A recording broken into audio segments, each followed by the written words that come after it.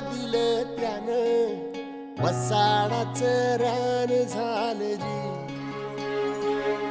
R मातीच्या पोटात अस्मानाचं बळ, माऊलीची लाज राखजी.